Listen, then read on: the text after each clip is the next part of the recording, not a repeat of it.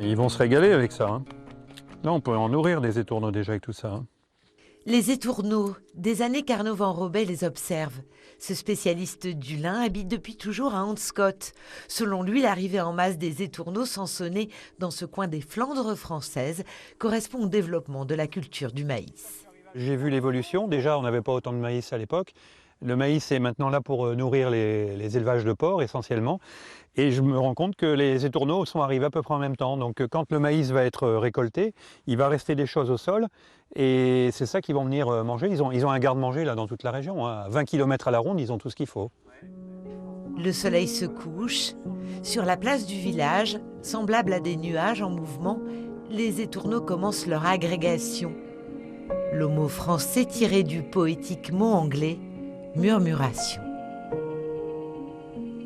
Et c'est l'église d'Onscott à 88 mètres de hauteur qui leur sert de point de repère.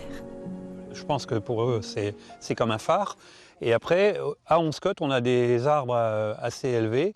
Il y a des grands parcs encore, donc c'est là où ils vont nicher. Donc ils repèrent l'église et ensuite ils savent où ils vont aller dormir. Le toit de l'église, point d'observation pour Arnaud, ornithologue amateur, Waouh! toujours aussi fasciné par ce phénomène naturel.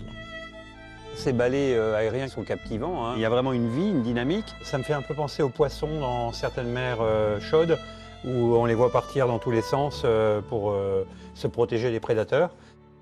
Quand les choucas, qui sont donc une espèce de corbeau, viennent les attaquer et qui sont pris dans le banc, ils sont complètement paumés et on les voit même tomber parce qu'ils sont complètement désorientés. Donc c'est vraiment une bonne technique pour se protéger des prédateurs. La nuit est tombée, les étourneaux ont trouvé refuge dans ces arbres, un dortoir communautaire pour des oiseaux dont l'union fait la force.